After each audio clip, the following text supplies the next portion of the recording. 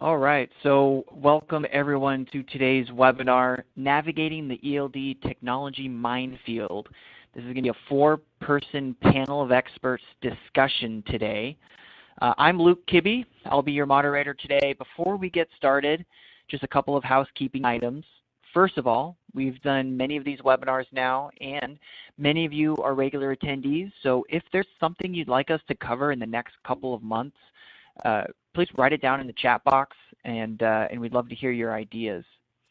Also, this webinar is interactive, and your phones are going to be muted, so please submit your questions if you have any during the presentation. Just put it in the chat box, and I'll keep a tabs on them. And at the end, we'll have a Q&A session to answer all the questions.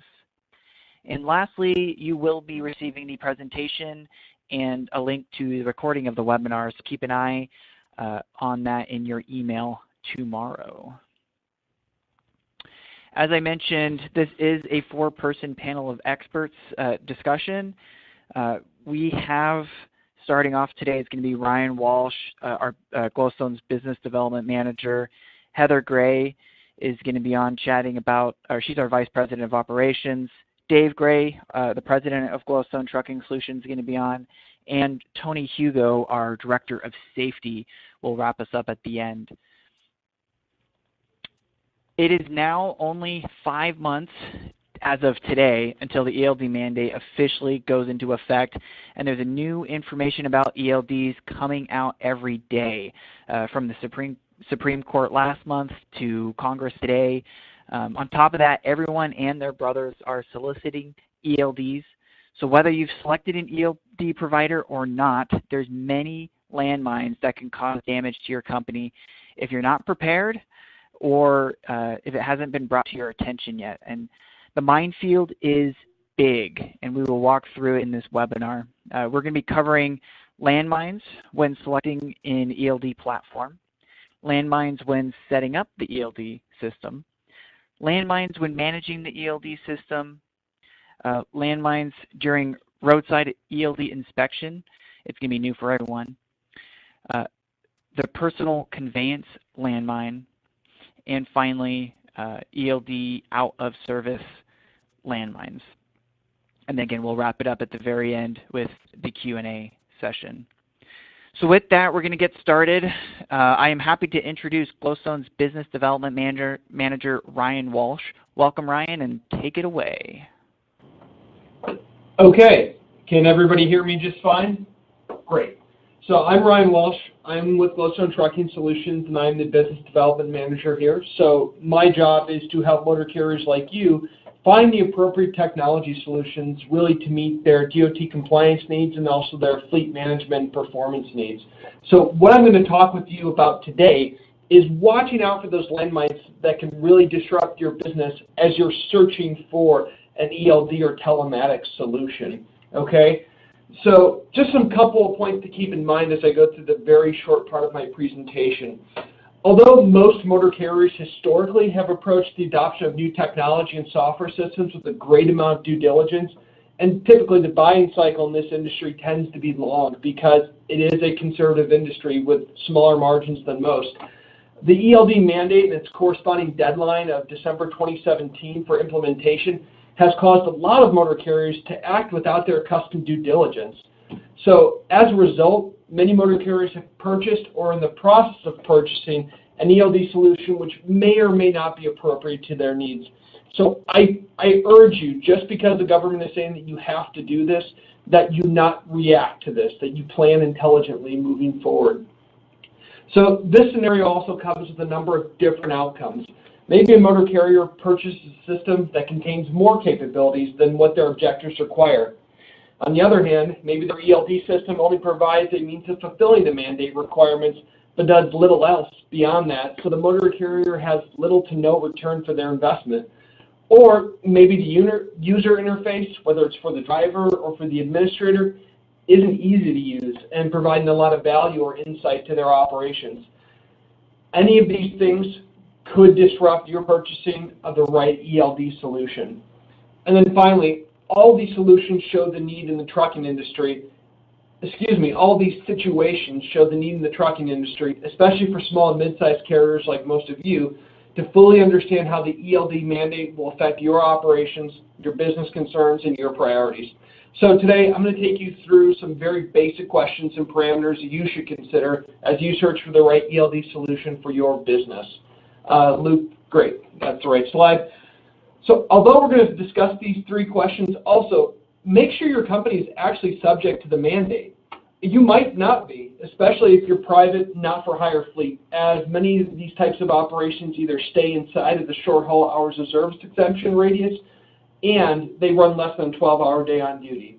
If you don't know if you're subject to the mandate or not, just type a message in the chat box, and then we can get back to you later to help you sort out your particular situation after the webinar today. So for question one, are we just interested in meeting the mandate requirements, or can we use the ELD mandate as an opportunity to meet additional operational compliance performance goals? So if you're only adopting the ELD to meet the mandate, as soon as that mandate changes, or although I believe it's still highly unlikely, if the mandate is stayed indefinitely, you will be left with a piece of technology that is no longer relevant for your operation or provides you with value. Again, basic compliance is fine, but keep in mind that this strategy won't allow you to add further value to your business. It will only allow you to keep operating your business.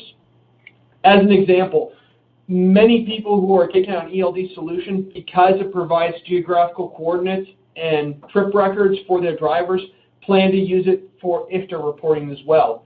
However, there are serious differences in data requirements between hours of service compliance from the FMCSA and your various state DOTs, and for the International Fuel Tax Agreement.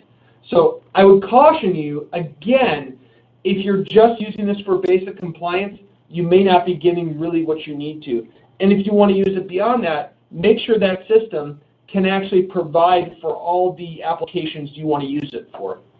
So question two, do we want a hardwired system with a proprietary driver interface that's essentially attached to the truck, or do we want a BYOD system, bring your own device, where the ELD system pairs with an Android or iOS device? Interestingly enough, a carrier called me the other day and asked if there was a system out there that can integrate with the Windows operating system for mobile devices. There is not, to our knowledge. So there's no really good answer to this question, but there are better and worse answers depending upon your business needs. So bring your own device systems tend to have a lower upfront investment cost and sometimes have lower operational costs, but then it will be incumbent upon you to make sure all of your vehicles or drivers are equipped with the smart devices that can handle your ELD system, and also that these devices are equipped with cellular service.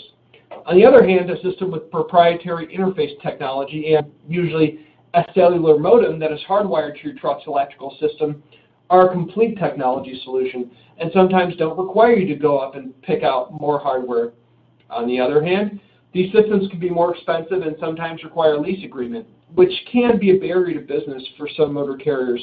Also, keep in mind that smart devices in a BYOD system can also be used for other functions, whether that's calling, routing, running mobile applications, or watching Netflix, or browsing the internet, etc. Now, this might not be a problem for your business, and you may want this multifunctionality for your drivers. On the other hand, a closed system solution with proprietary hardware will only be able to be used for those ELD compliance and other compliance and fleet management related functions. So it's really important that you talk to your team and figure out what you want these devices to be able to do for you. Because again, there's no right answer in general, only the right answer for your business. And then question three, all ELD solutions will need at least some administrative oversight to ensure your company's hours of service compliance. How much do I want to be involved in the active management of the ELD solution? The number one thing I see in the field, and I experience talking with motor carriers, is that if they have already installed an hours of service or telematics device, it is not being fully utilized and leveraged for all the capabilities and features that it provides. So, and that's either because they're ignorant as to that function or because they tried to use the function, but it's not really easily used. And as a result, they're not producing actionable reports, and the drivers aren't consistently using the system. So what I would urge you is that before choosing the ELD solution, know exactly what it can and can't do. Know what features of your solution your team will be capable of utilizing consistently, and make sure a decision as to whether you want a third party to be able to access your solution and help you to manage your compliance has been made. Principally, that's what Glowstone Trucking Solution does. So if a client already has a telematics solution in place, and we work with a number of different telematic providers, oftentimes that solution is being underutilized. So we're going to help them make use of that system by managing that part of their compliance on their behalf. Luke, can you go to the next slide, please? Great. So as you're looking for the right solution, there's going to be three fundamental stakeholders in this process. Principal one, of course, are drivers.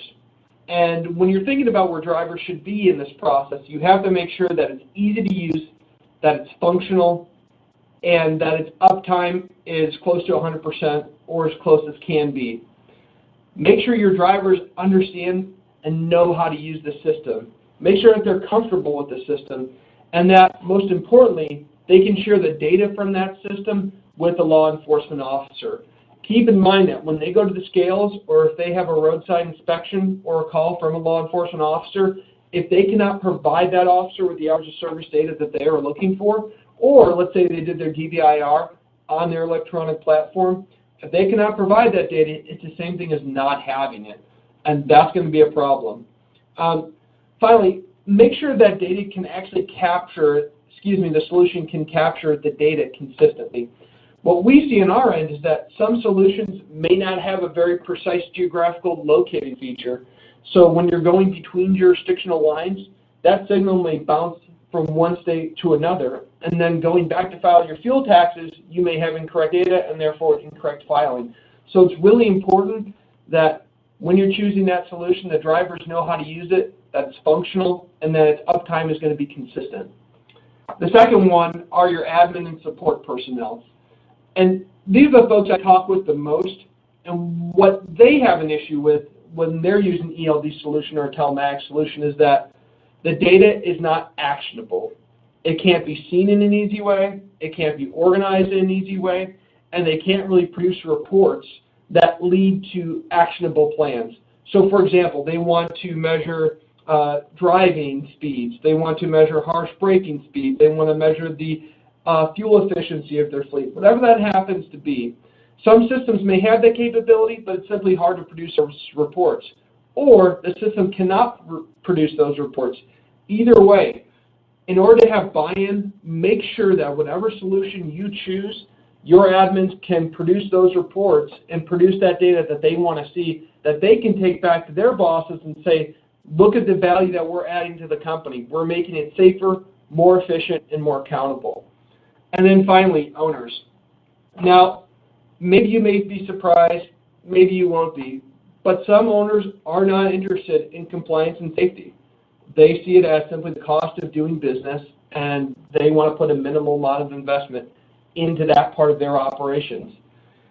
If that is where your company is going, make sure that you're going to have a solution that just meets that minimum requirement. Again, if ownership and management are not invested in your ELD or telematics solution, your admin personnel are not going to be invested, and your drivers are not going to be invested as well. So I would caution you as you're moving forward with that, make sure that your management team sees the added value in using an ELD solution beyond just basic compliance. Next slide, Luke. So finally, just some gains and losses, and this is where I'm seeing the most action on the ground, right? You have two different types of systems out there. Hardwired, proprietary legacy systems that come with a complete package of hardware, software, and cell service. And I don't want to mention those names here, but if you're following CCJ, if you're following Landmine, if you're following the main transportation blogs out there, you know who I'm talking about, okay? Again, these are comprehensive systems. They come all together for you. They can be easy to set up, and sometimes that company will help you to set up those systems and integrate your drivers and your administrators. However, they often date capabilities. So what that means is that, let's say you invest in a closed system that allows you to access the hours of service compliance, but you'll have to pay more for maintenance, or you'll have to pay more for DQ file compliance, or you'll have to pay more for IFTA compliance. Any of those things could happen. So if you're looking at one of those closed loop systems, make sure you understand whether those capabilities are gated or not. Also, these systems tend to be more expensive because it's proprietary hardware. They have to manufacture it in a very specific way, and therefore the cost is going to be higher to you. Plus, if you want to change your solution, it's going to be much more expensive to do so. That support may be there moving through it, but again, that upfront cost is what pays for basically the ready-made package for you. On the other end of the spectrum, you'll see some plug-and-play systems with a BYOD interface that tend to be pretty easy to install. They're usually installed through an OBD2 diagnostic port or through a 6 and 9 pin diagnostic port that you'll find in most heavy-duty trucks. They can be cheaper, and they do give you some more flexibility to customize your administrative capabilities. And that's, again, maybe you only need hours of service, or maybe you only need hours of service in IFTA, or maybe you only need hours of service in maintenance, whatever. These systems can oftentimes be customized to your particular situation. However, there's also a couple of drawbacks, one of which is that you have to provide the smart device to interface with that system. You're also going to have to find a cellular data plan so you can use your system's mobile application that's running your hours of service. And finally, you may be responsible for programming the administrative side of your system, right? It's very open. It can be scaled to your operations, but you're going to be the one responsible for saying, hey, I want to do this, this, and that, but I don't want to do these other things. So as long as you have some IT and software people capable in your company of making those changes, that may be a good solution for you. But if you want something all together and ready to go, that might not be a good solution. Luke, I think that takes me to the end of my slide. So I'd like to introduce now Heather Gray, our VP of Operations, and she is going to tell you about some of the landmines you can run into when you're trying to set up your ELD system. Thanks. Thanks, Ryan. Now that we've kind of given you some guidance on which ELD to select that fits your organization, let's talk a little bit about the planning of the setup of the devices, how to implement that plan, and then how to manage it moving forward. So with ELDs come big data. ELD systems have the capabilities of collecting a ton of data that's easily overwhelming to manage. If internal controls aren't set up within your organization, this can be a big task. The data is also very valuable to your organization if the implementation of the ELD is well planned out. So setting up that plan is going to be important. The first steps in this process is establishing your users. Determine who in your organization is going to need to have access to the system. Are you looking at administrators having access? Is it your management team that has access? Dispatchers, drivers, mechanics, etc. Once you've determined who is going to have that access, you need to determine what each of those roles are going to be allowed to do within the system. For example, if you have an administrator, that person may have full rights to the access, the system itself, versus maybe a driver only having rights to their logs. Various third-party administrators might need access to report functions for fuel tax reporting purposes. So something for your organization to sit down and talk about and think about as you're implementing the planning. Lack of defined roles can create confusion and responsibility for all managing the data. Confusion can lead to time being wasted for multiple people pulling the same information or monitoring the same data, or even worse, tasks within your organization being completely overlooked because it's not clear on who's going to be managing this. ELDs are a great use for improving performance from both a vehicle and a driver perspective. Establishing a list of areas in which your organization would like to improve is going to be important in the implementation of these performance pieces. Driver performance, like Ryan mentioned earlier, could include the reduction of speed, hard braking, hard cornering, versus vehicle performance could be used to assist in asset tracking, fuel efficiency, or the maintenance management of the units. So detailing out the plan of your ELD system will make the next steps of actually setting the system up so much easier as you're implementing your new ELD platform. Hey, Luke, can you switch it to the next slide, please? So let's actually talk about the setup process now that we have the components of what to do before setting up outlined. The setting up process has really 4 key areas that you want to take a peek at: hours of service rule setup, the maintenance setup, the driver performance setup, and the reporting setup. So if we look at hours of service setup, first and foremost, you need to make sure your drivers have username and passwords within the system to be able to utilize the information available to them. Making sure that the hours of service rules are set up in the system according to your company specific plans. Ensure that your time zones are set up correctly to match your base company's time. Determine whether or not personal conveyance is going to be allowed and turn that on or off. Determining yard movement, for example, if that's something that you guys are going to utilize in your organization, turning that feature on and off for drivers to use as well. Exemptions that apply to your organization are going to be important in addition to the setup process, making sure that those implementations are implemented in the actual system itself and available for drivers to use when needed. Setting up these basic configurations for the drivers themselves will ensure that all units are set up correctly and that they're being used in accordance with the company's operations. If vehicle maintenance management is going to be something that you're going to be tracking using the ELD system, you'll need to set that up for each piece of equipment. In most cases, like Ryan was saying, they are attached using maybe a 6-pin or a 9-pin. Once that information is connected to the ECM port, it'll pull some basic unit information for you, like VIN number or odometer reading. Additional equipment information to consider that you would want to enter in is items like year, make, plate, the vehicle assigned driver. We recommend also checking to make sure that the appropriate settings are set up for miles versus kilometers, so that way it's tracking that information correctly for fuel tax reporting purposes. Utilizing the ELD as a tool for managing the vehicle maintenance aspect of your company is an excellent resource to gain consistency in your management program. This plan should include services being performed, the frequency in which they should be performed, and the reminders that should be set up for each one of those. So for example, if we take annual inspection, the annual inspection should be performed once a year. You're going to want the reminder in the system to be set up for the mechanic 6 days prior to this being due, so he can get that scheduled in and taken care of prior to it expiring.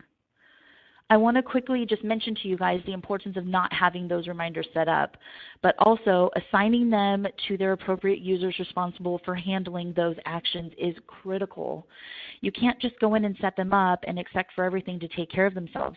You also have to assign it to somebody that's going to be responsible for managing that and taking the appropriate action.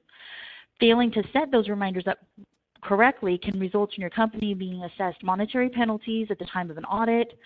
Failing to have a planned maintenance program in place can also result in drivers being down, ultimately costing the company money and the loss of customers. I'm not sure if you knew or not, but a lot of insurance companies, when they're quoting insurance policy renewals, utilize the safety scores as one of the tools in underwriting to determine the rates, as well as whether or not your company is still insurable. In addition to high insurance rates, brokers oftentimes use the same data to determine whether or not they want to keep a contract with you. So these are just a couple of landmines that you can face with a poorly executed maintenance plan. Utilizing the performance piece of the ELD solution can help avoid these landmines and save money. If your organization wants to utilize the driver performance aspect of the ELD, you need to determine first what behaviors you're wanting to correct within your organization. Keep in mind that driver performance can be used as an incentive plan, or it can be used as a disciplinary action plan. Regardless of how you use it, internally you need to set up the alerts accordingly. Behaviors that you might want to track, Ryan mentioned speeding, wearing a seatbelt might be one, idling times. You need your driver's buy-in into the system in order to have a successful system. Utilizing the performance piece as a positive incentive rather than a negative big brother type-ish program will help you earn the buy-in from your drivers. This will help with driver retention, which is going to ultimately cut down on hiring and training costs. And additionally, it can help reduce the fines and the time taken away from poor safety scores.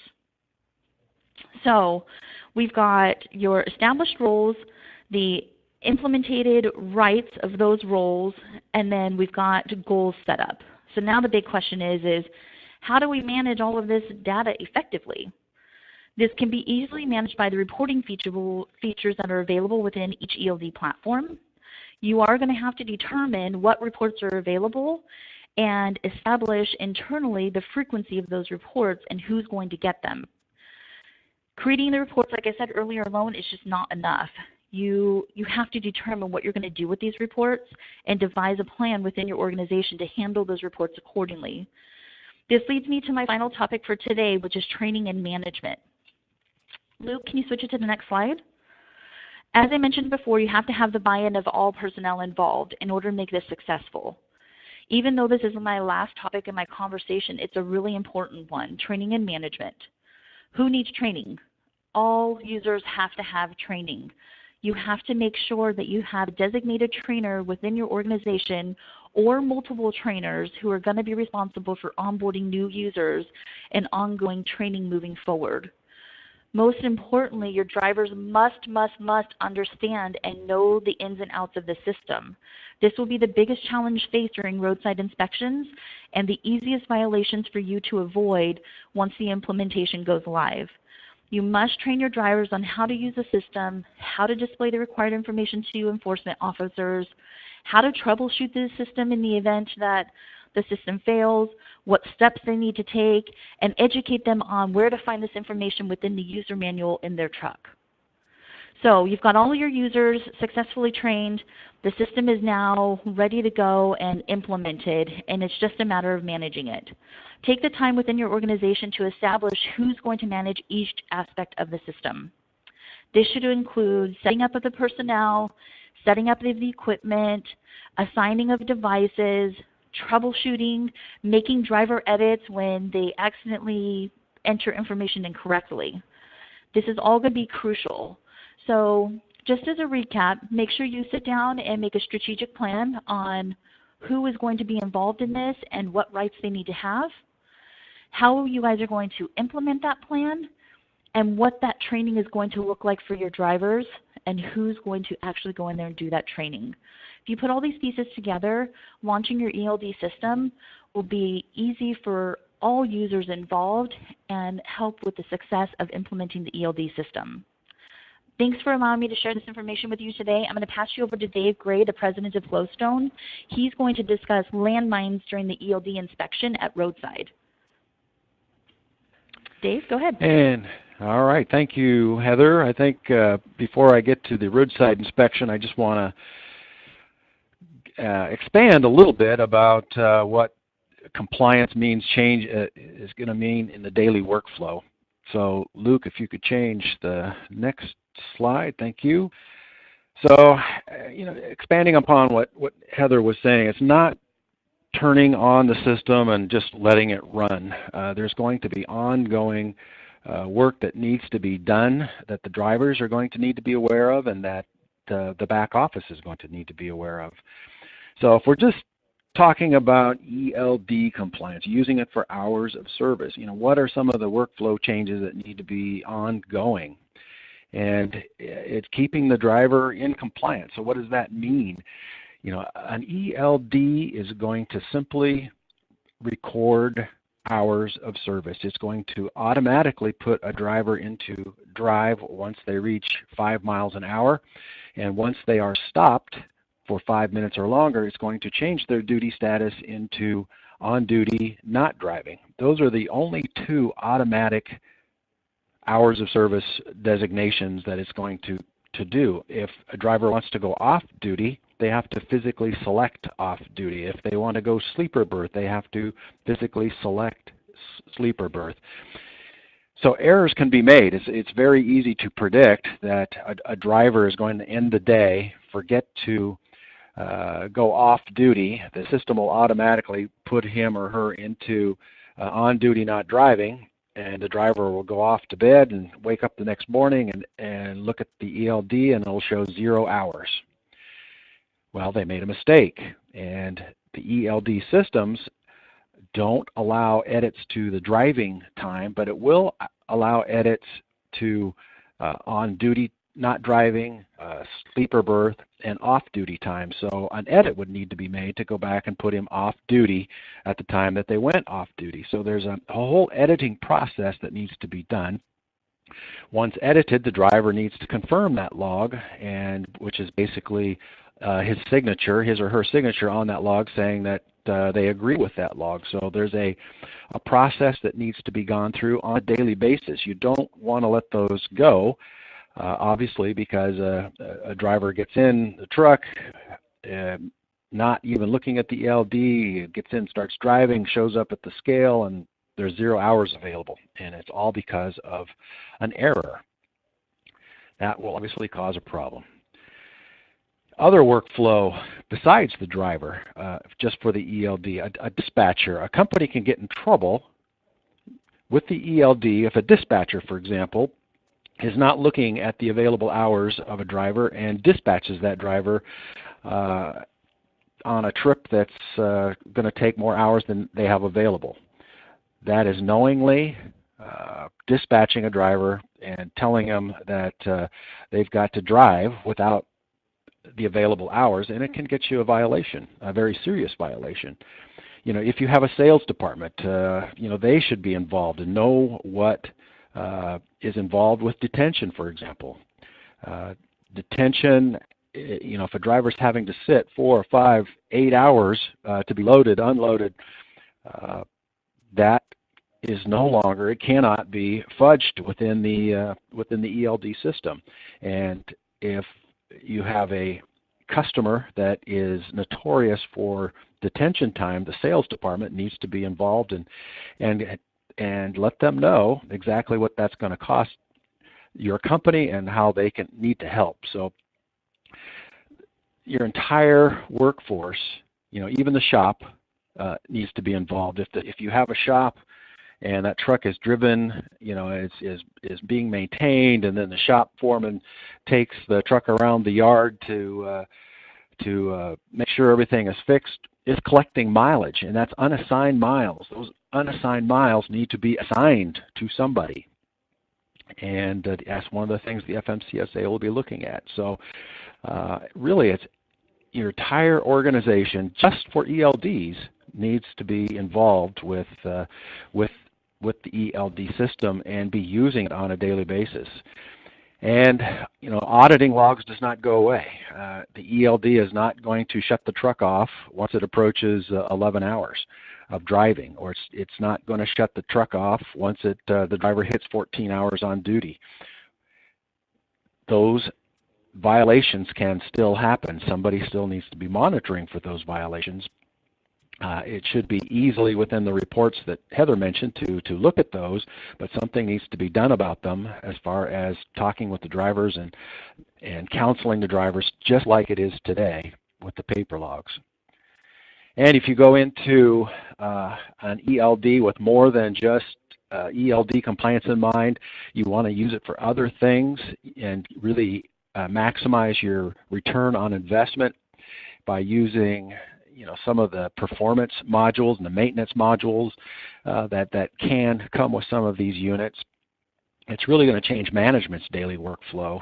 The management has to get in there and develop the right reports. I need a report that says this and this and this that means something to my company. Does the system allow those custom reports to be made? And if not, how much will the ELD provider charge you to make those reports, if they're even available? You know, then the management needs to act on that information, do something with those reports, and then obviously measure the results at the end. So you know, it's just not turning on the ELD and letting it go. Definitely ongoing work is required to keep the system running properly. All right, so now let's get into maybe some of the roadside inspection landmines. And I happened to learn about these during an FMCSA town hall meeting they had in early May, and I hadn't really been aware of this information until this session. So it was pretty enlightening to me, so I thought I'd share that information. All right, so the ELD inspection process at roadside. The FMCSA wants the primary method for an ELD inspection to be a data transmission. And that's very different than today. Today is show me your logs. Even if you have an AOBRD, it is show me your screen. But the primary method for these ELD inspections starting in December will be we want a data transmission. So ELDs are required to have at least one data transmission type, either local transfer or electronic transfer. And then if it happens that the data transmission is impossible, for whatever reason, you're out in the middle of nowhere, there is no electronic transfer available, the officer doesn't have available to him or her a means for local transfer, the system has to have a backup method, which is in-cab printout capability, printing out the log on paper, or a display that can be passed to an enforcement officer or be seen by the enforcement officer without getting into the truck. So you have to have a display of the grid inside the truck that can be handed outside, or at least be close enough to the window and big enough for the officer to see it without having to get into the truck. The officers cannot get into the truck. So that's the backup method if data transmission isn't possible. So let's talk a little bit more about data transmission. So data transmission will come into basically three different formats. Web service, which means transmitting encrypted data to a web portal that the FMCSA maintains.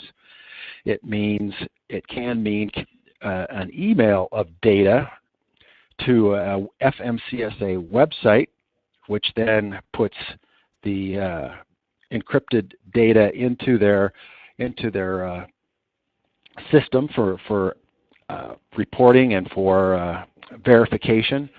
And then there's a Bluetooth process, which is that the officer at Roadside will establish a Bluetooth connection for your ELD to transmit data to the FMCSA. So those three different transmission types is all sending the data to the FMCSA. And what do they send? It's again, the rules have not changed. It's just how it's recorded. So what it's going to send is your current day's logs and the past 7 days. So 8 days of data is transmitted to the FMCSA.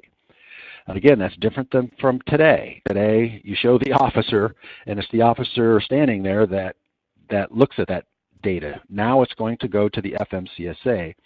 The data is going to be run through what the FMCSA is developing right now. They call it their EROD software.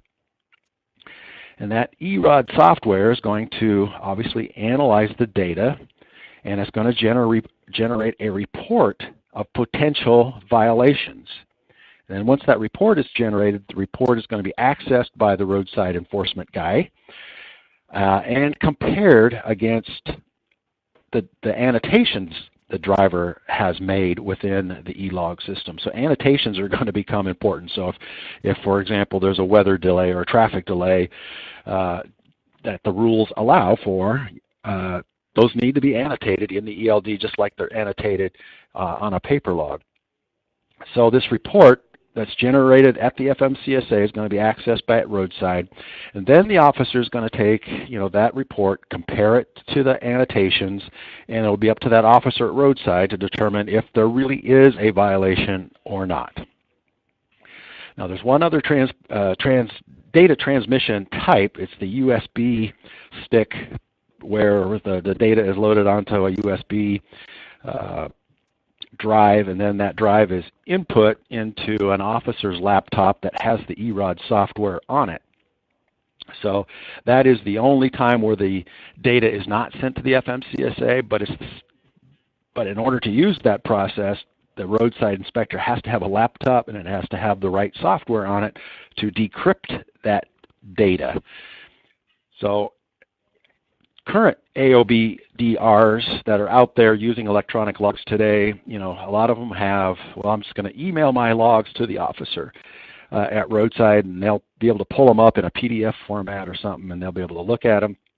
Well, that's not going to be able to happen because, again, this data is going to be encrypted, and it's going to take this special software in order for the officer to see it. So it's got to go through the FMCSA website and data EROD's process for it to be analyzed. And I guess the real thing to note here is that there are, I think at last count, 60-odd approved ELD systems that have been self-certified by the manufacturer that they meet FMCSA ELD requirements, and there's a bunch more that are waiting to add their names to the list. And the reason they're waiting to add their names to the list and they haven't done it yet is because this whole transmission of data has not been developed by the FMCSA yet. They've got just a couple more months to get it done. But this data transmission is still in the works. This EROD software has not been fully developed. So all of the ELDs that are on the list and those that are yet to make the list have not tested their data transmission. So there could be a lot of surprises coming as soon as the FMCSA has this data transmission system set up. All right, so given the complexities, how will the field enforcement of ELDs happen? You know, I think there's going to be a big learning curve because the FMCSA hasn't yet developed their compliance, their portals and their EROD software. None of the field officers have yet to be trained or even know about how they're supposed to do this. So I think when December comes, the enforcement officers are going to, if there's any hesitation at all, they're going to just kind of go with what they know. They're going to fall back to show me the screen, show me a printout. They may go to a spot check method where, you know, where were you today, you know, or yesterday at noon, and or they may say, I have you yesterday at this port of entry crossing the scale, so show me your log for that day. They may simply just go to the driver and say, you know, how many hours do you have left today? How many hours of driving do you have left today? How many hours of work do you have left today? Where are you at with your weekly totals in hours? Just as a test to see if the driver really knows the device. If the driver can't easily explain that, the officer is going to have to dig deeper. So again, I think Ryan mentioned it, and I think maybe Heather mentioned it about training. Having the drivers really know about their device and being able to talk the talk at roadside will really help them avoid violations and those landmines that those violations can cause. So I think with that, I'll turn it over to Tony, our former DOT roadside inspector, who will, I guess, lead us through some of the personal conveyance landmine. So Tony, take it away. All right, thank you, Dave. So like Dave said, I'm going to be talking about, start off with talking about personal conveyance. It's what we see, FMCSA, roadside inspectors, and Glowstone, what we kind of feel is going to be one of the bigger loopholes for the ELDs. So in personal conveyance, the intent of personal conveyance from FMCSA's perspective, or what they feel that personal conveyance is it's allowing the driver to use the company's vehicle for personal use. So you need to get to a restaurant, a store, lodging, something along those lines, to use that for your personal use. The one key thing that I always try to explain to companies is it should not benefit the company in any way. The use of the commercial motor vehicle shouldn't benefit the company in any way. So if you think of it like that, if you're using the vehicle, I've received lots of phone calls asking what personal conveyance might be. I've had calls where the driver said, can I use personal conveyance to get the truck to a garage for repairs, to get a tire fixed? And no, you cannot use that because that would be benefiting the company. So anything that you would normally do on duty not driving or in the drive time can't be used as personal conveyance. So that's where the challenge comes in determining what the driver is using, or when the driver is using personal conveyance as opposed to actually is the company benefiting. So it's going to be a challenge for both the company and DOT to determine that. There's a couple situations that are specifically talked about in the interpretations of the FMCSRs, and that is driving from terminal to normal work reporting location and then back, from home to your terminal or your normal work reporting location and then back home. Example of that is a company locally around here drives their truck to a certain location. They drop the trailer off, and then they use the truck and bobtail home, which is about 10 miles from there, and then bobtail back when they're going to start their next trip. And that would definitely qualify for personal conveyance. Another thing is the short-term trips for a driver en route, and that's, again, like you don't want to sleep in your sleeper, or you don't have a sleeper, you use the truck to drive to lodging, go to a restaurant, go to a grocery store. If you're going to a grocery store, though, you want to make sure, and I've seen this in the past in inspections, you want to make sure that if you purchase something at a store, you're not purchasing additional items or items that you would normally buy or use for the truck. So don't go there and buy, some groceries and then throw in some windshield wipers or antifreeze or something like that and have it on the receipt, because when the DOT officer sees that receipt at a roadside inspection and you're going to say that I was using personal conveyance, they're going to say, but you should have been on duty not driving at this time, or you were actually driving and benefiting the company by buying items for your vehicle. So then personal conveyance, to qualify for personal conveyance, the vehicle must be unladen. Drop your trailer if it's loaded and use the bobtail if you can, but you can't have a load on the truck when you're using it for personal conveyance. The movement has to be of short or reasonable distances, is the way that DOT says it in the regulations. They call it reasonable distances. And they say it kind of vague like that, and it's a gray area, but it's also to not put a mileage on the amount of distance that you can go, because personal conveyance in a metro area is going to be a much shorter distance than personal conveyance out in a rural area or in the middle of nowhere where there's not a city around. So the personal conveyance may be a little bit longer distance to get to the city or a restaurant or lodging or something like that. Again, the driver has to be completely relieved of all work and responsibility for performing work, not responsible for anything to do with the truck, the cargo or passengers, and at liberty to pursue activities of his or her own choosing. And then no work should be done until the driver is ready to return to duty. So again, the company cannot benefit at all from any of the work or driving that the driver is doing. I've had also phone calls, people asking, can I use personal conveyance to get home? First question I ask them is, how far is home? One guy said it was 500 miles. So 500 miles is obviously going to be excessive, and no, you cannot use that. And even if that's not benefiting the company, that's not a reasonable distance. So you got to keep that in mind too. It doesn't allow you to go excessive distance even though the company's not benefiting.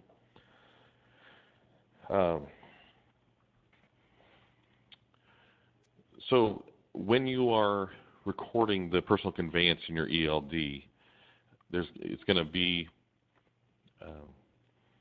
you're going to select it. A lot of times there's going to be a fifth line there for personal conveyance, or as Dave was talking about, the other type of movement of the vehicle. It's yard movements or personal conveyance.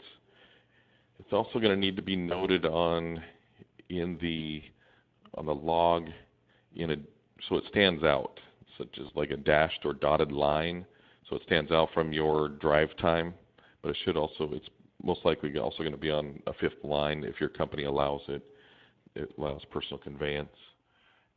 And then when you're on personal conveyance, if you switch over to personal conveyance on your ELD, it's also going to record it in a less precise manner. You might be a very accurate distance when you're traveling on personal conveyance, or excuse me, on drive time.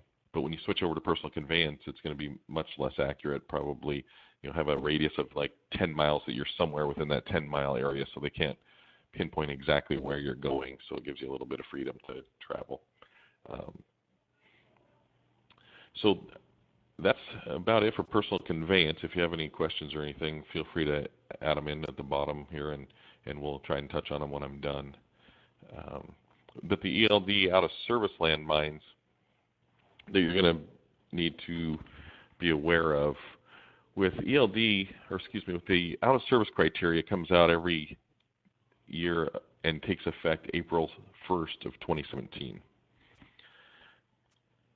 And CVSA puts out a new out of service criteria, and the most recent one, the 2017 version, has ELD violations, out of service violations inside of that. So if you're ever curious as to what some of the ELD out of service violations are, you can buy this book and read about different out of service violations for ELDs.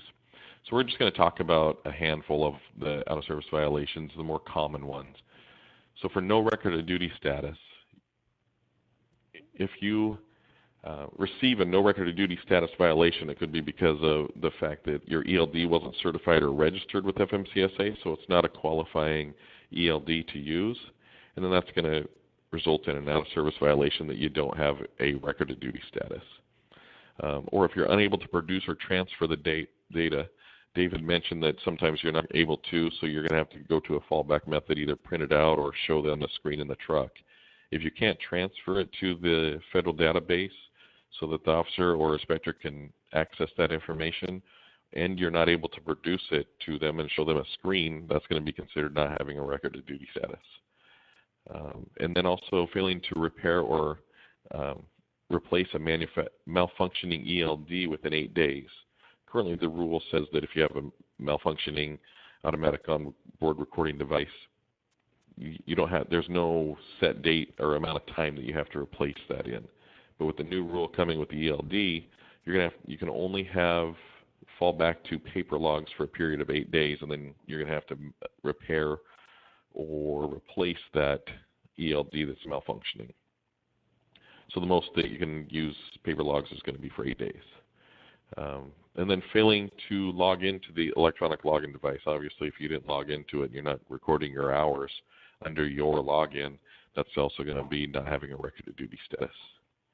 And the last one for this is going to be failing to have the electronic login device in a vehicle that's requiring one. So there are some exemptions from vehicles that are not going to be required to have one.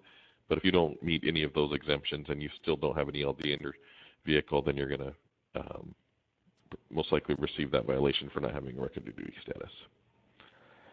So the next one is false logs with an ELD. And basically I see that happening when people are using personal conveyance or yard movements when it's not appropriate to be using them. When you should, trying to extend your day out, when you should be on the drive time, you're benefiting the company and you're using personal conveyance or yard movement, that's going to result in a false log and most likely place you out of service for false log. And then the next one, the previous 7 days of logs. So if you have a malfunctioning automatic onboard recording device or electronic login device and you fail to reconstruct it, so you're not able to provide the officer a visual on the screen, you're not able to transfer it, your system is down completely and you can't provide that, you need to go back and recreate those previous 7 days, the 24-hour periods, in a paper log so that you have those to present to the officer. And if you don't have that, it's going to again be not having previous 7 days of logs, and you're going to be placed out of service for not having current logs. And then some other common ELD rule violations that in talking to some of my former coworkers at ODOT and just what we've heard are violations that people are getting and what we've seen, not having paper logs for the backup in the truck, so you need to have blank paper logs in case your ELD system does go down so you can fall back to those. I would keep at least enough to cover the previous 7 days or 8 days of logs in your truck.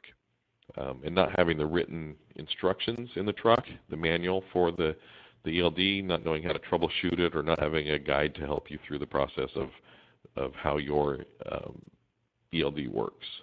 And then unable to navigate the ELD. Dave touched on this too. Not knowing how to navigate it. When I was doing roadside inspections, as the officer, I did exactly what Dave had mentioned. I would just ask the driver to show me previous 7 days, show me where you're at on your time, show me the grid for today, how many hours do you have available, and that's just to test the driver's knowledge of their system, making sure that they know how to operate it, know how to navigate it, and know how to use the ELD properly. And then the last one there is unable to communicate to the enforcement questions asked about the ELD system. So you need to know how to respond to the questions asked. Not being able to speak English and communicate how the system works is going to end up with a violation for not being able to communicate with the officer. You should be able to answer the questions that the officer has. Generally, they're going to ask very simple questions. Again, show me how many hours you have, where you're coming from, where you're going to, that sort of thing. And just, again, testing knowledge and testing how you understand and how you can operate that ELD system. So just some really quick ELD quick tips. As we've stated, I think all of us have kind of touched on it. Do your homework and know your ELD system. Do your homework is pick the right system for your company, pick the right system for your drivers, and what's going to work best for you. And then educate yourself on how that system works. Know the ins and outs of your ELD system. The best thing you can do on a roadside inspection is to be able to answer all the questions that the officer has and answer them quickly, answer them confidently, and show them that you understand the system and how it works. If you can do that, you're not going to raise any red flags to the officer or the inspector, and they're not going to dig any deeper looking for additional problems you may have. So how do you access and view the past 7 days? How to make edits. It's going to be really big to know how to make edits so that if there is an issue with forgetting to log off or accidentally maybe going to the personal conveyance line when you weren't truly on personal conveyance, and being able to edit that and make the logbook true and accurate and correct is going to be huge. How to make annotations, how to make an annotation saying that you drove an additional 2 hours because of adverse weather conditions or an emergency condition or something like that. Being able to show that on your ELD so the officer can view that, see it, and understand why you had a discrepancy potentially in your hours. And then how to approve your logs, how to sign off on them, say, yeah, these are true and correct logs, and that is accurate to what I did and where I was at. And then how to access and read remaining drive time. So how much time do you have left in your day when you start your day on your 70-hour clock, your 14-hour clock, 11-hour clock, wherever you're at during your day? How much time do you have left, and how you can quickly see that information and relay it to an officer, or just for your own knowledge that you know how much time you have left in your day so you don't go in violation. How many hours do I have until I need to take that 30-minute break? So that sort of thing. And then again, recapping, keep that ELD manual in your truck at all times. Have it accessible so that when the officer asks you, where's your manual? Because I guarantee that's going to be a question that they're going to ask. It's something very easy for you to stay in compliance with, but it's also something extremely easy for them to verify whether you are in compliance. Again, and also along with that, have those paper backup logs in your truck at all times. If you use a couple or whatever, keep at least 8 in your truck so you can cover the entire time of the malfunction of your ELD. And then also realize that most law enforcement may be learning from you. When I was doing roadside inspections, if I saw a new system come in and I was doing an inspection, something I'd never seen before, I was asking the driver all the time, show me how this system works, show me your hours, show me everything. it was testing their knowledge, but it was also for me to learn the system so that the next time something came up, I knew exactly what I was looking at and how to get through it. So they're going to be learning from you. As Dave mentioned, there's 60 plus already registered with the FMCSA, and there's going to be a lot more between now and December. So there's going to be all kinds of systems out there for the law enforcement to learn, and they're going to be asking a lot of questions. So that wraps up what I have. But what do we expect to come in December 17th, 2017? I was kind of making a joke about it here recently that it's going to be the new Y2K, that it's going to be chaos. It's going to be very confusing and very an interesting time for enforcement to work through their processes and the companies to work through all of their learning the ELD system, learning how the interaction is going to go with the DOT or roadside inspectors. It's going to, right now the FMCSA doesn't even have their system figured out themselves, and this should be about the time where they should be training all the roadside inspectors and the staff so that they are proficient before the date comes, and I don't see that they're going to be ready for that at the time. So it's going to be a trying time for both enforcement and the motor carrier companies. Awesome. Thank you, Tony, Dave, Heather, and Ryan. We're going to move to Q&A sessions. I know it's top of the hour now, but we had some great questions being asked during the presentation, so we're going to quickly move on to some of those. The first one that was pretty interesting. So will a PDF of previous days' logs sent to the driver from the dispatcher satisfy the backup requirement in case of an ELD failure if they can print them off but can show them on their device? Well, I'll take that question, and I guess my opinion, and Tony, you might be able to have a opinion too, but I think it's going to be up to the officer. If the first requirement, if the ELD fails, is to reproduce the past 8 days on paper that's supposed to be in their truck. Will an officer allow maybe the dispatcher to email it or fax them over? It's possible, but the officer does not have to let that happen. They have that discretion, and I think you'll find that some will and some won't. I would agree with Dave on that exactly. Oregon's take on that, this exact situation, was that if they could provide a log to you at any point or any way, we were supposed to accept that. But that was just Oregon and how they looked at it. Other states may look at it differently, that you're not able to provide it at the time. So it's going to be, unfortunately, one of those situations where it's kind of hit and miss. Where it's going to be officer discretion type situation. Again, Oregon would accept it. As long as you can provide logs to us at the time of the inspection, then we would accept those. Great. And then Tony, going back to sort of the personal conveyance, are empty trailers attached to the truck considered unladen? Yes, that is considered an unladen trailer as long as there's nothing in it. You have no load that you're hauling from point A to point B, and you're not. The other thing would be you're not moving that trailer closer to the destination of your next pickup. Would also be kind of something you need to pay attention to if you're going to claim personal conveyance. Great. And then here's an interesting one. Does the data transfer option have to be the first option an inspector uses, or can they legally ask for a display of logs first? And I'll take that one. And the FMCSA desires that the first option, the data transfer, happen. Will it be in the officer's discretion to go to the display? Absolutely yes. I'm sure what the FMCSA is after is the data. They want it coming in so they can analyze it and make new rules or adjust rules based on the data coming in, and they are going to hold their state partners, the state DOT inspectors, what they do is they hold money over their heads.